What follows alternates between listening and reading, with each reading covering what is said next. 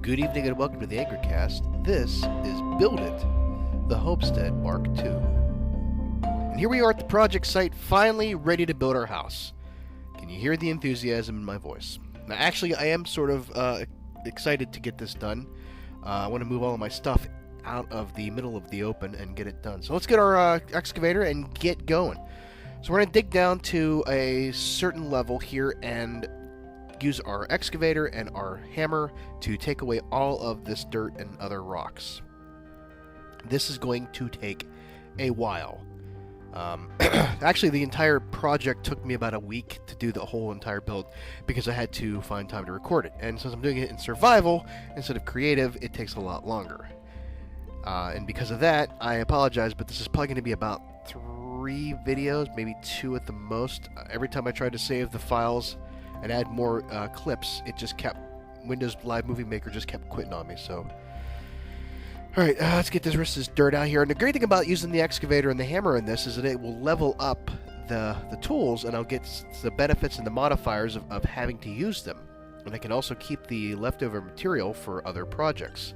Like I said before, we're going to need to generate power, and what cobblestone we don't use might be good for lava generation. But I think for this house, I'm going to use a lot of the cobblestone for the base, and I've picked out a type of material for the roof, which I'm going to have to use stone for with the Chisel Mod. And that's going to require a lot of this cobblestone to be turned back into stone and then use the chisel. So we're going to end up using a lot of our materials. I don't know what I can do with the diorite and the andesite yet, or the granite, but we'll find out. So we got a modifier, reinforced, so that means our excavator will last longer. And I think what we're going to do is we're going to add a ball of moss to it. That will keep our excavator repairing itself in the sunlight. So here we are. I finally got all of the cleared away, all the dirt and everything cleared away, and a lone piece of Certus quartz that I can't dig up yet because my hammer hasn't been leveled up yet. So here we go. We're going to start filling in this hole so none of the monsters come back out. If you remember, we were looking for lava for the clay buckets for the smeltery. We came down in these holes, and I'm just now getting rid of it all because I don't want any monsters coming up underneath me. A couple of times during the build, I did hear some zombies, and even a bat, I think. So let's get this filled in here, and we can start to terraform around. This is a great thing about using the rest of the dirt as well, because I can put a new hillside in with all this extra dirt. So now we need to go back in and fill in all the holes that I dug to get rid of some of this minerals and ores, like the copper and the coal that I found, because I'm going to need the coal to cook up the stone. So here we are, completely flattened area which we can start to plan out our house. So, I got another modifier on the hammer, reinforced on that thing as well, so that will last longer. So here we are planning out where the workshop's going to go.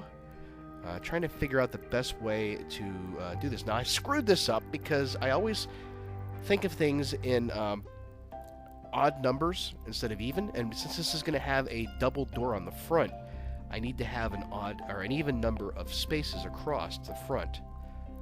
So I had to go back there and fix that. And then we have to dig out the entire level. That's where our floor is going to go. I think I'm going to have the Chisel Mod and some wood. A nice area there. So here's the original plan out for the house. You can see I've sort of like a cross like I did before, but a little off-center. Just not completely symmetrical. I want to dig out the rest of the... And I don't want to use the shovel because it'll take too many blocks out, so just do it by hand. Not that big of a deal. So there you go. We have our opened area so that we can put down our floor. Now, I did kind of... I screwed this up again because I realized that I'm going to build this up a little bit, like a couple of blocks. So that wood that I'm thinking about doing, this dark oak wood, these are the ones that grow from 4 dark oak saplings in a thing. It's really good. I found a nice textured effect with the Chisel Mod on it. I think it's called...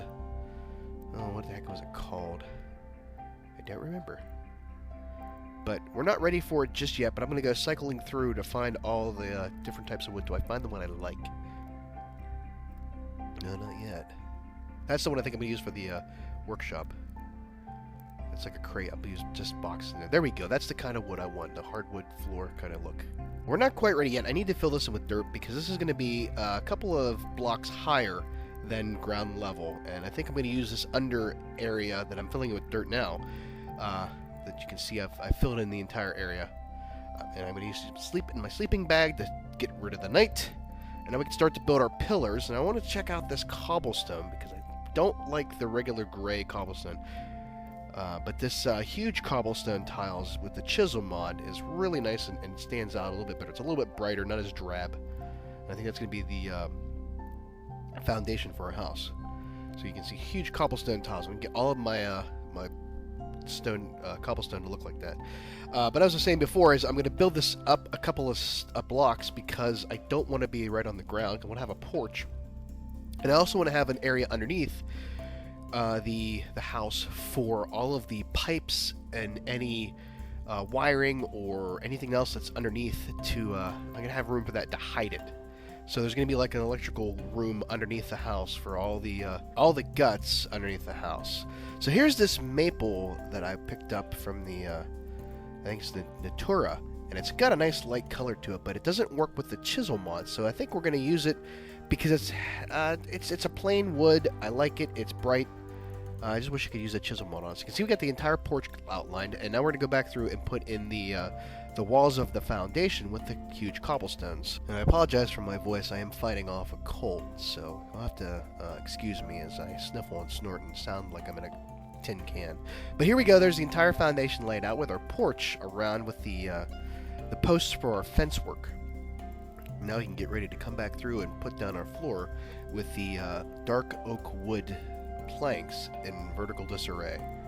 And this is a nice floor, the way this looks out. I like the contrast between the light and the dark. There we go. There's our entire floor laid down. And let's shoot back. We can see the porch all the way around with the maple. And we can get the maple going. I think I said before that Natura does not work well with the Chisel Mod, so I had to just use the basic maple planks and couldn't do anything with it. But I think it's going to look okay. It's going to look like a really nice log home once we get done with it. We got our walls with our little windows and our doorway up. On the back side with our, we have a couple of vertical windows too. I wanted to just do this single pane. That's kind of neat. The entire first floor is done. Now we can get started working on the second floor. Now, here's going to be our overhang for the front porch and sort of nice little balcony area, and serves as a roof for the porch. You got to be careful that we don't fall off because we're using shift. And put the second level floor in.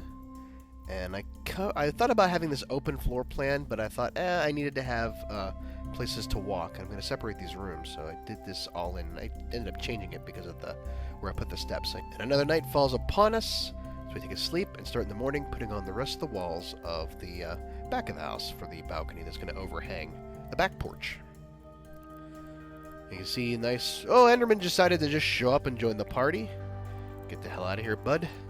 So you can see I put up the chimney, and it's going to have some carpenter's blocks put on. I'm going to show you those now.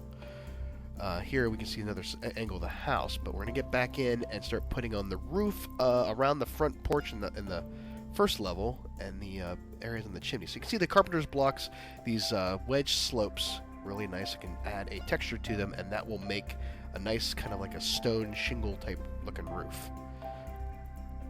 And put the shingle or the carpenter's wedge slopes on the chimney to give it a slanted effect, because the fireplace in the main area, living room, is going to be much larger than one in a bedroom. We can put this roof around the front porch, and you can see you can do corners just like steps. I have to sort of coordinate our effort here to get these in right. And you start to add these huge cobblestone tiles to cover up the carpenter's blocks on the roof, and I had take a couple passes at this before I got it right, because it's very hard to figure these things out when you're trying to do them on the fly. And it also doesn't help when you put the wrong shape in there, because if you're holding the shift to sneak around and see, like, you fall off right there, you can also alter the shape if you have your the hot bar lit up, the carpenter's wedge. So I had to go back and fix that real quick. And I finish off the rest of these. We're all gonna kind of end up here real soon and split the video to the next one after we finish off the roof. There's our cow friend. How are you, Mr. Cow? Jeez, what the heck's going on there? So get this last few bits in before darkness falls, and we have almost the entire roof done around the front. You can see the back side, how that looks, and I think we're going to just keep working to get the top of the roof done before we knock off for the day. And I went through so much cobblestone. I think I actually used up most of the cobblestone that I dug up with the hammer to do the roof and to do the foundation. And we're not done yet because I got to do the inside of the house next time. But we're going to finish this up here and call it a day. So there you can see our cow friend is back again to watch us, make sure we're doing the right job. OSHA's on the case here. So there is a nice look at the roof. And one thing I actually want to do is, before I let you go, is I want to get this roof fixed up using the upside down Carpenter's slopes to wedge to make it look like the roof is a solid, solid piece and not broken up like stairs or a blockiness. Is that a word? I don't know. But we're going to use that and put more of the tile on, and there you go. How it looks pretty good. And we'll pick it up again on the next video.